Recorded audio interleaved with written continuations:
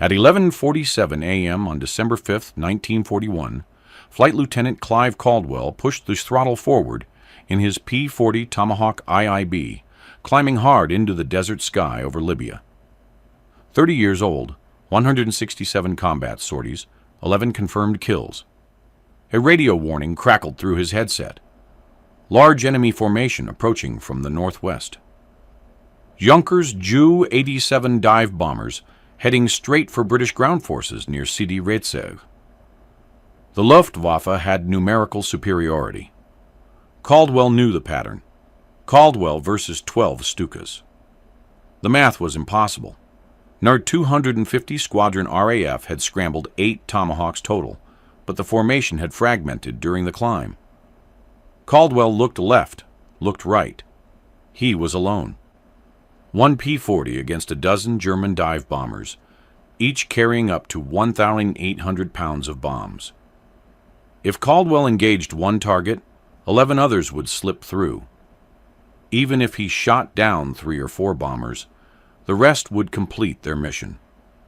Below, British 8th Army units were locked in the bloodiest phase of Operation Crusader. Ground forces at Sidi Rezegh had been fighting for 17 days straight. They were exhausted, low on ammunition, dug into defensive positions. Every Stuka that got through meant dead infantrymen, destroyed supply trucks, shattered artillery positions. The bombers would hit command posts, medical stations, ammunition dumps. Casualties would mount. The entire offensive, designed to relieve the besieged garrison at Tobruk, 15 miles north, could stall. The strategic consequences cascaded further. Operation Crusader was Britain's second attempt to push Rommel's Afrika Korps back across Cyrenaica. The first offensive, Operation Battle Axe in June, had failed catastrophically. Another failure would leave Tobruk isolated for months. It would give the Germans time to reinforce. It would extend the North African campaign into 1942, delaying the eventual invasion of Sicily, delaying the invasion of Italy, delaying the end of the war in Europe. Caldwell had an advantage the Luftwaffe pilots didn't know about. The Curtiss P-40 Tomahawk OEB was America's frontline fighter when the war began. 37 feet 4 inches long, 37 feet 4 inches wingspan, weighing 7,549 pounds fully loaded. Powered by an Allison V1710 233 liquid-cooled V12 engine producing 1,040 horsepower. Maximum speed 345 MEMEP at 15,000 feet. Combat radius 240 miles with internal fuel. Armament 2 50 caliber Browning M2 machine guns mounted in the engine cowling, firing through the propeller arc, synchronized at 750 rounds per minute. 4 .303 caliber Browning machine guns in the wings, 2 per side, 500 rounds per gun. The Tomahawk was outmatched by German Messerschmitt Bf-109 fighters at altitude. The 109 climbed faster, turned tighter above 15,000 feet, dove harder. But below 12,000 feet, the Tomahawk held its own. It had one critical advantage: rugged construction. The engine could absorb punishment. The airframe could take hits. Pilots routinely returned to base with bullet holes stitched across wings and fuselage. Caldwell had developed something else: shadow shooting. For weeks after his arrival in North Africa, he couldn't hit anything. He'd grown frustrated watching enemy aircraft escape while his bullets streamed uselessly past. Then one morning, during gunnery practice over the desert, he noticed shadows. His own shadow, the shadows of other Tomahawks in his squadron, running clearly across the sand below. He realized if he could hit the shadow, he could hit the aircraft. He started firing at shadows during training flights, watching where the bullets struck, adjusting his aim, learning deflection angles, by observing dust clouds kicked up by impacts. The technique worked. His score mounted. 11 confirmed kills by early December. He'd shot down Bf-109s, Bf-110s, Stukas. He'd earned the Distinguished Flying Cross in November for shooting down Wolfgang Lippert, a German ace commanding a II-Gruppe, Jagdgeschwader 27. Lippert had bailed out, struck his stabilizer, required both legs amputated, died 3 days later from gangrene. The combat had been brutal. Caldwell had learned to be brutal back. The Luftwaffe called the Junkers Ju-87, Stuka, the Sturzkampfflugzeug, dive bomber. The British and Americans just called it terrifying. The aircraft had an inverted gull wing design, fixed landing gear with distinctive spats, a 2-man crew. Wingspan 45 feet 3 inches, length 37 feet 9 inches. Powered by a Junkers Jumo 211J engine producing 1,410 horsepower. Maximum speed 255 and priming at 13,500 feet. Cruising speed 200 mph. Service ceiling 24,000 feet. Combat radius 200 miles. Armament 2 7.92mm EMG. 17 machine guns in the wings, firing forward 1,000 rounds per gun. 1 7.92mm EMG, 81 ZID twin-barrel machine gun in the rear cockpit, flexible mount, 1,000 rounds. The rear gunner could traverse 180 degrees, providing defensive fire against pursuing fighters. The Stuka's weakness was speed. At 255 km maximum, it was 90 Mach slower than a Tomahawk. In level flight, a P-40 could run down a Stuka easily. But the Germans knew this. They rarely flew Stukas without fighter escort. Bf-109s would fly top cover, waiting to bounce any Allied fighters that dove on the vulnerable bombers. Caldwell looked up. No 109s. The Germans had made a mistake. At the 4-minute mark, Caldwell spotted them. Formation of Ju-87. Stukas in 3 flights of 4, 10,000 feet, 8 miles northwest, heading southeast toward British positions. He rolled inverted, pulled back on the stick, dove hard. If you want to see how Caldwell destroyed 5 dive bombers in 18 seconds, please hit that like button. It helps us share more forgotten stories. Subscribe if you haven't already. Caldwell's airspeed indicator climbed 200 mph, 310 mph, 340 mph. The Tomahawk's engine roared. Wind screamed past the canopy. The Stukas grew larger in his gun sight. He was diving from their 6 o'clock high position, the classic bounce. The rear gunners wouldn't see him until he opened fire. Range 2 miles. 1 mile. Half a mile. Caldwell pulled out of the dive 800 feet below the Stuka formation, leveled off, climbed slightly to position himself behind and below the trailing flight. 4 Stukas in close formation, 300 yards ahead. The pilots were focused on their bomb run, watching the ground, calculating their dive points. They had no idea he was there. 600 yards, 500 yards, 400 yards. Caldwell centered the gun sight reticle on the rightmost Stuka in the rear section. He had learned to aim at the engine. The Jumo 211 was liquid-cooled. 1 hit to the radiator or coolant lines, and the engine would overheat within minutes. The pilot would have no choice but to land or bail out. 300 yards. His finger tightened on the trigger. Caldwell fired a 2-second burst. 2 50 caliber guns and 4 303 caliber guns hammered simultaneously. The heavier 50 caliber rounds fired from the nose at 750 rounds per minute. The 303s in the wings fired at 150 rounds per minute. Combined rate of fire, approximately 102 rounds per second. In 2 seconds, Caldwell sent 204 rounds downrange.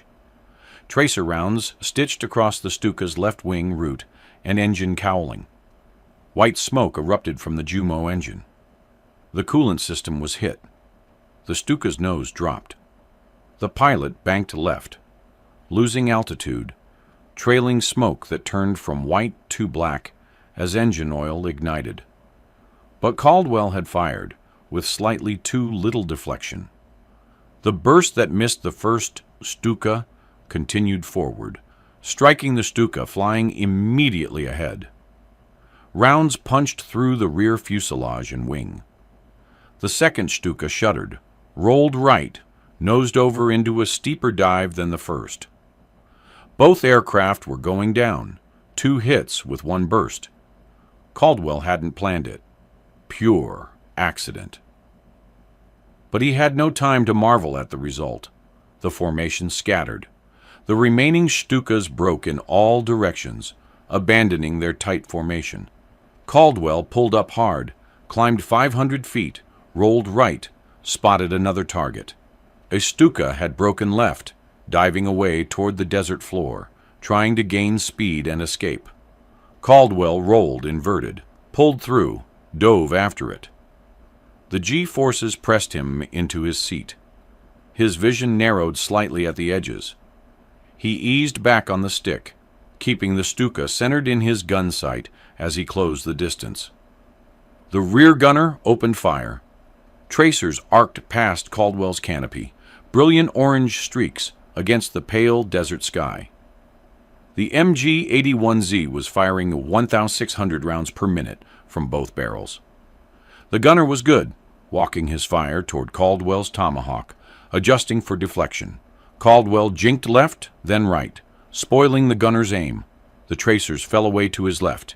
He centered his gun sight again. 400 yards, 350 yards, 300 yards.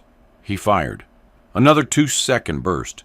204 rounds. This time the deflection was perfect. Rounds slammed into the Stuka's engine and cockpit. The rear gunner's weapon went silent. The Stuka's canopy shattered.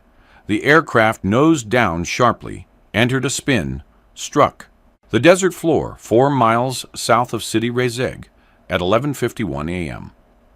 4 minutes into the engagement, Caldwell's fuel gauge showed 88%. He'd burned 12% climbing and diving, normal consumption. He had roughly 35 minutes of combat fuel remaining before he'd need to return to base. 3 Stukas down, 9 remaining. But the formation had completely broken up. Individual Stukas were scattered across 5 miles of sky, some diving for the deck, some climbing northwest toward their airfield at Tamimi, some still attempting to proceed with their bomb run. Caldwell climbed, scanning for targets. At 11:52 a.m., Caldwell spotted 2 more Stukas 3,000 feet above him, heading northwest. They'd abandoned their mission and were running for home. He pushed the throttle to maximum continuous power, 2,600 RPM, angled his climb to intercept. The Tomahawk's climb rate was 2,650 feet per minute at sea level, less at altitude. At 9,000 feet, it dropped to roughly 2,000 feet per minute. The math said he had 90 seconds to climb 3,000 feet while simultaneously closing the horizontal distance. Tight, but possible. The 2 Stukas were flying in loose formation, 200 yards apart. Both rear gunners were scanning the sky behind them, watching for fighters. They'd seen what happened to their squadron mates. They knew a Tomahawk was hunting them. Caldwell climbed through 10,000 feet, 11,000 feet. The Stukas were still above him, still running. He was gaining, but slowly. The Stukas had a head start, and they were diving slightly, trading altitude for speed, pushing their Jumo engines to maximum power. Range 1 mile, 3/4 of a mile, half a mile. Both rear gunners opened fire simultaneously. Twin streams of 7.92 mm tracers arced down toward Caldwell. He was still below them, still closing, in their effective engagement cone. The gunners had experience. They were leading him properly, anticipating his flight path. Caldwell broke left hard, then reversed right. The tracers followed for a moment, then fell behind as the gunners struggled to track his evasive maneuvers. He straightened out, continued his climb. 600 yards, 500 yards, 400 yards. He was almost in position, but he'd lost speed during his evasive maneuvers. The airspeed indicator showed 240 yards, too slow for an effective gunnery pass. He'd need to close to point-blank range to guarantee hits, 300 yards. Both gunners were still firing. Rounds cracked past his canopy. One struck his left wing, punched through the aluminum skin, exited the top surface without hitting anything critical. Another struck his engine cowling, sparked off the armored metal, ricocheted away. 200 yards. Caldwell centered his gun sight on the trailing Stuka. He couldn't wait any longer. He fired. 3-second burst. 306 rounds. Longer than his previous attacks, necessary because the Stuka was maneuvering. The pilot was experienced, making random changes in heading and altitude, making radar tracking difficult, making gunnery difficult. Half the burst missed. The other half struck home. Rounds stitched across the Stuka's right wing and fuselage. The wing caught fire. Orange flames erupted from the fuel tank, spread rapidly along the wing route. The Stuka rolled right, entered a spin, fell away toward the desert. Caldwell had no time to confirm the kill. The second Stuka had reversed course, turning hard left, diving straight at him in a head-on attack. The pilot had decided running was futile. He was committing to a desperation maneuver, trying to collide with Caldwell or force him to break off. Range closing, 400 yards, 300 yards, 200 yards. Both aircraft were firing, the Stuka's forward-facing MG-17s and Caldwell's nose-mounted .50 calibers hammered at each other. Tracers crossed in midair. This was insane. Neither pilot was breaking off. Neither pilot was flinching. 100 yards. Caldwell pulled up hard at the last instant, passing 50 feet above the Stuka's canopy. The German pilot dove beneath him. They'd missed collision by seconds. Caldwell rolled inverted, pulled through, dove after the Stuka. But the German was good. He'd reversed hard left, was climbing again, trying to extend, trying to gain separation. Caldwell cut the corner, angled his dive to intercept. His airspeed climbed. 320 Faki, 350 Matidi. He was overtaking rapidly. 300 yards, 250 yards. He fired. 2-second burst. The Stuka's left engine caught fire. The pilot nosed over, jettisoned his canopy, stood up in the cockpit. At 200 yards, Caldwell saw the pilot jump, saw the parachute deploy. The Stuka continued diving, trailing black smoke. It struck the ground 6 miles northwest of Sidi Rezeg at 11:54 a.m. Caldwell's fuel gauge showed 73%. He'd burned another 15%.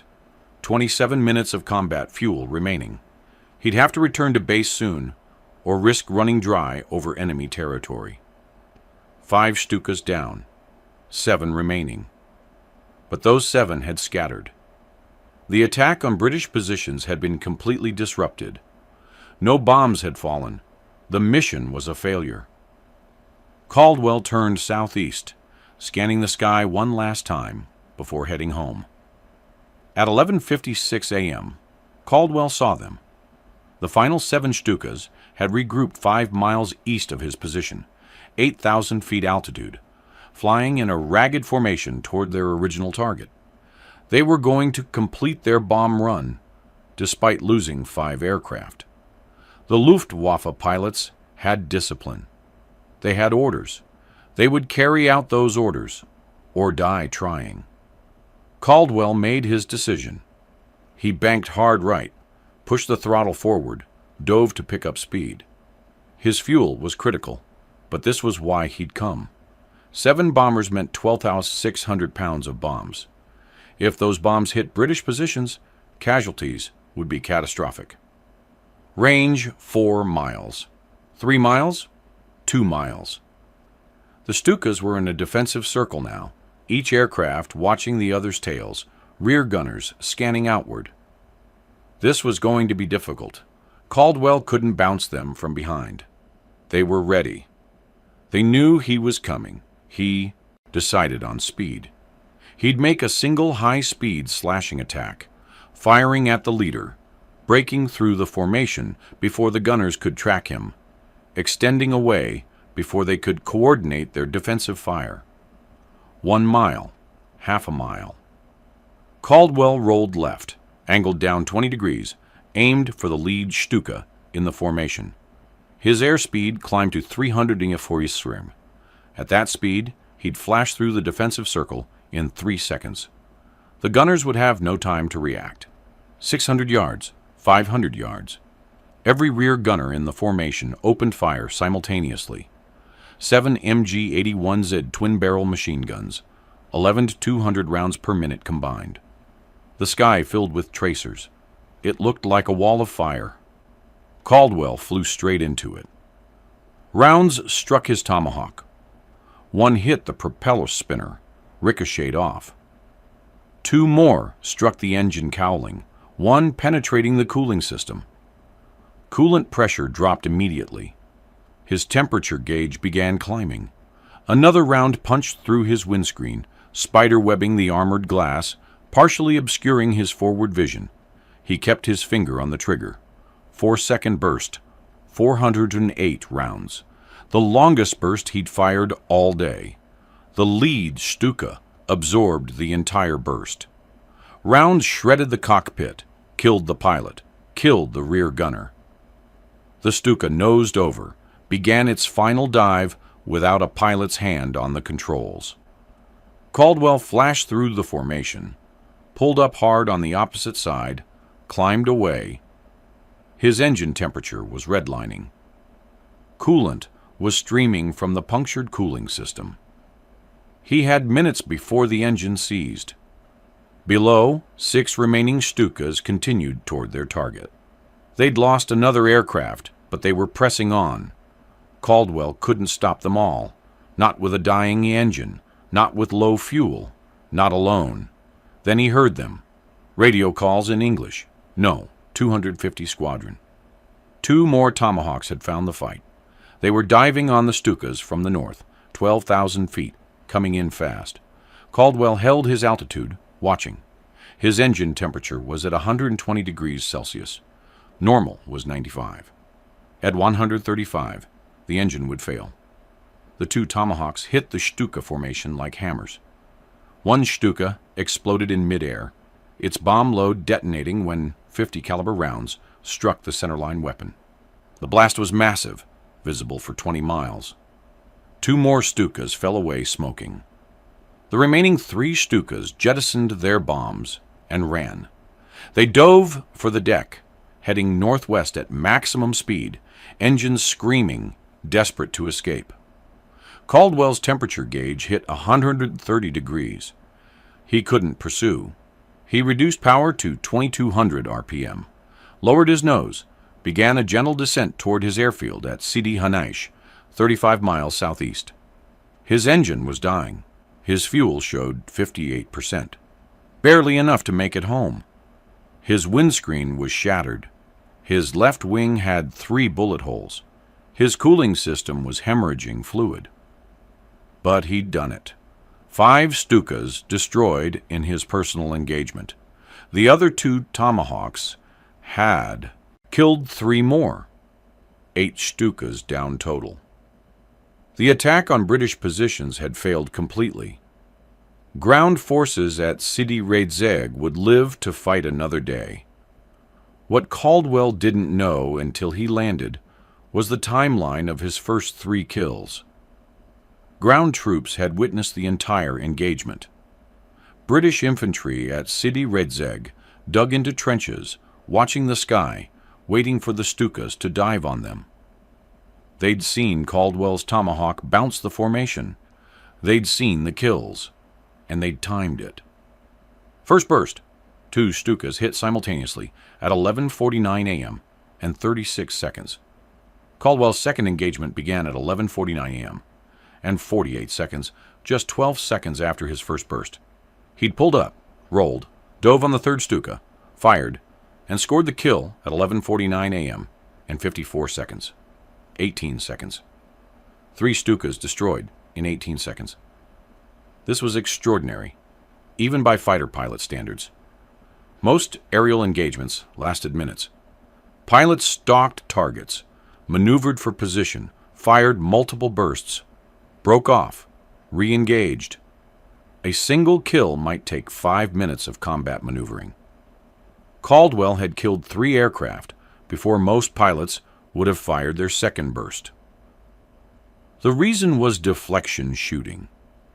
His shadow shooting technique had trained his brain to calculate lead angles instantly. When he pulled the trigger, his bullets arrived where the target was going to be, not where it was. Most pilots fired behind their targets, especially when shooting at maneuvering aircraft. Caldwell's rounds connected. His ammunition expenditure told the story. He'd fired 9 or 18 rounds total during the entire engagement against all 5 Stukas. He personally destroyed. The Tomahawk carried 200 rounds of .50 caliber ammunition and 2,000 rounds of .303 caliber ammunition. He'd used 29% of his .50 caliber ammunition and 28% of his .303 ammunition. Extremely efficient. Compare that to average fighter pilot ammunition expenditure. Most pilots burned through 50% of their ammunition scoring a single kill. Some pilots emptied their guns without hitting anything. Caldwell was killing aircraft at 1/5 the normal ammunition cost. The Germans had no idea what hit them. The Stuka formation had been flying in clear weather, good visibility, experienced pilots, rear gunners alert and scanning. Yet Caldwell had bounced them, killed 3 aircraft in 18 seconds, scattered the formation, and continued hunting the survivors. Luftwaffe intelligence officers interviewed surviving pilots when they returned to Timimi Airfield. The reports were confused. Some pilots reported being attacked by multiple P-40s. Others reported a single aircraft that seemed to be everywhere at once. One pilot claimed the attacking fighter must have been a new British type, something faster and more heavily armed than a Tomahawk, because a standard P-40 couldn't achieve the kill rate they'd witnessed. German intelligence reviewed the reports and concluded the attack had been executed by at least 3 Allied fighters working in coordination. They had no evidence. But the alternative, that a single pilot in a single aircraft had destroyed 5 Stukas and disrupted an entire bomber mission, seemed impossible. Caldwell's engine seized at 12:18 p.m., 3 miles from Sidi Hanaish Airfield. The temperature gauge had been in the red zone for 15 minutes. Coolant was gone. The Allison V-1710 was running on residual fluid, overheating with every revolution. Pistons expanded beyond tolerance. Bearings dried out. At 12:18, the crankshaft locked. The propeller stopped rotating. The sudden silence was deafening. Caldwell had 2,800 feet of altitude. The airfield was 3 miles southeast. Simple math said he needed 1,000 feet per mile to glide to the runway. He had 933 feet per mile. Not enough. He lowered the nose, converted altitude to airspeed, stretched his glide. The Tomahawk descended at 600 feet per minute. He had 4 minutes and 40 seconds of flying time remaining. The question was whether the airfield would come into range before he hit the ground. 2 miles, 1,500 feet altitude. Still not enough. 1 mile, 800 feet altitude. The numbers weren't working. Half a mile, 400 feet altitude. He could see the airfield now. Tents, fuel trucks, aircraft parked along the edge of the sand runway. Ground crew members running toward the runway, watching his approach, realizing he wasn't going to make it. Quarter mile, 200 feet altitude. The runway threshold was 1,000 feet ahead. He was going to land short. The question was how short? 100 feet altitude. He pulled the Tomahawk's nose up slightly, bled off speed, flared. The aircraft settled onto the desert sand 300 feet short of the runway. The landing gear absorbed the impact. The Tomahawk rolled forward, slowed, stopped 50 feet from the runway threshold. Caldwell shut down the electrical system, opened the canopy, climbed out. His legs were shaking, not from fear, from exhaustion. He'd been flying combat for 31 minutes. His muscles ached from G-forces. His hands were cramped from gripping the control stick. Ground crew members reached him, began examining the Tomahawk. 3 bullet holes in the left wing, 2 in the engine cowling, 1 in the propeller spinner. The windscreen shattered. The cooling system completely destroyed. The crew chief walked around the aircraft twice, shook his head, looked at Caldwell. "How many?" "5. The crew chief whistled. "You'll need a new engine, new cooling system, new windscreen. We can patch the holes, but you're grounded for 3 days, minimum." Caldwell nodded. 3 days sounded good. He needed sleep. Intelligence officers arrived at Sidi Hanish at 2:30 p.m. They interviewed Caldwell, took his combat report, examined the Tomahawk. They spoke with ground troops who'd witnessed the engagement. They reviewed radio transcripts. They compiled everything into a formal after-action report. The report confirmed 5 Ju-87 Stuka dive bombers destroyed by Flight Lieutenant Clive Robertson Caldwell, number 250 Squadron RAF, on December 5, 1941, between 11:49 a.m. and 11:54 a.m., over Sidi Rezeg, Libya. 3 kills confirmed by ground witnesses occurred in 18 seconds. Total engagement time, 5 minutes. No other P-40 pilot in any Air Force would match that single engagement total during World War II. 5 kills in 1 sortie made Caldwell an ace in a day, a rare achievement. The 18-second triple kill was unprecedented. Fighter pilots typically needed minutes to set up and execute a single kill. Caldwell had destroyed 3 aircraft faster than most pilots could fire a test burst. The kill total represented 42% of the entire Stuka formation. 1 pilot, 1 aircraft, 1 engagement, nearly half the enemy bombers destroyed. The mission against British positions at Sidi Rezeg failed completely. No bombs fell, no casualties occurred. Ground forces continued their advance. His radar operator deserves recognition. Wait, no. The P-40 Tomahawk had no radar operator. Caldwell flew alone. He found the targets visually. He executed all intercepts without electronic assistance. He made every decision alone. Most night fighter pilots in 1941 had radar operators who handled detection and navigation. Caldwell had nothing but his eyes and his training. Caldwell received the bar to his Distinguished Flying Cross for this action. The citation read, "This officer continues to take his toll of enemy aircraft." One day, in December 1941, Flight Lieutenant Caldwell led his flight against a number of Junkers 87s, and during the combat, he personally shot down 5 of the enemy aircraft, bringing his total victories to 12. His final score, compiled over the entire war, reached 28.5 confirmed kills.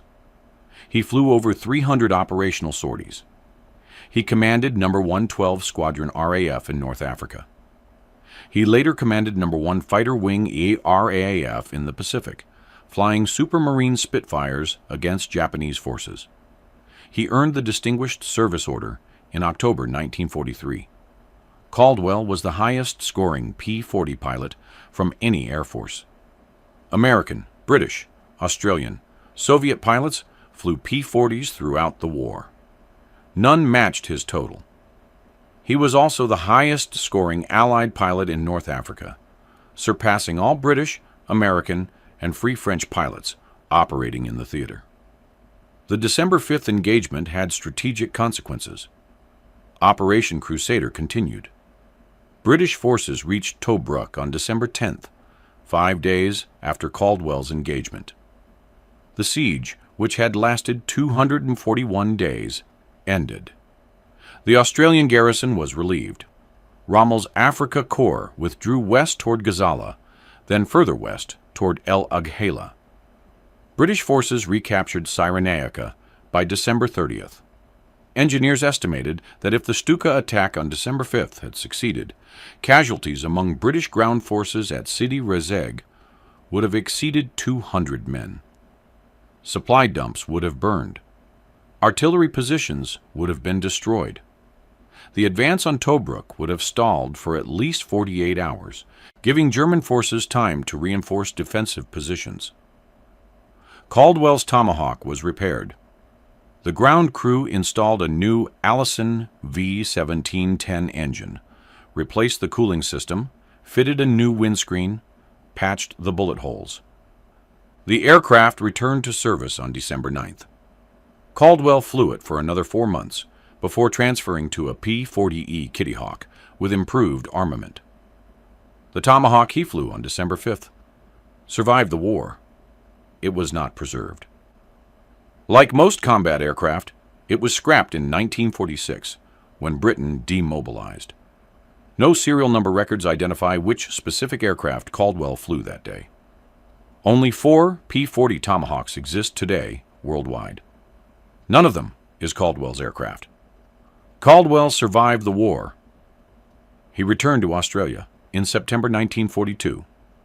He later commanded fighter units in the Pacific, flying against Japanese forces over Darwin and New Guinea. His final combat mission occurred in June 1945.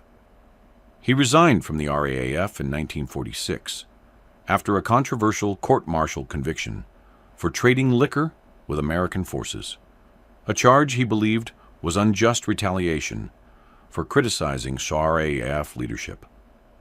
He entered business after the war. He joined a cloth import-export company in Sydney, became managing director, later established Clive Caldwell Sales Pty Ltd, a successful textile firm. He shunned publicity. He refused to participate in veterans' marches. He declined requests for interviews. He never wrote memoirs. He disliked his nickname Killer, which was coined by journalists after the December 5th engagement. Caldwell died on August 5, 1994, in Sydney at age 83.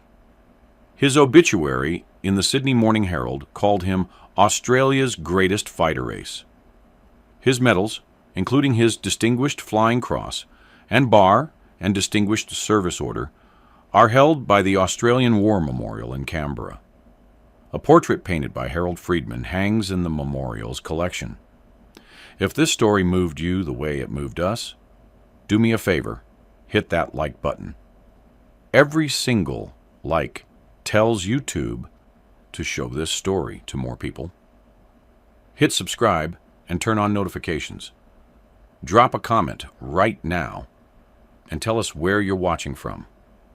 You're not just a viewer. You're part of keeping these memories alive. Thank you for watching. And thank you for making sure Clive Caldwell doesn't disappear into silence.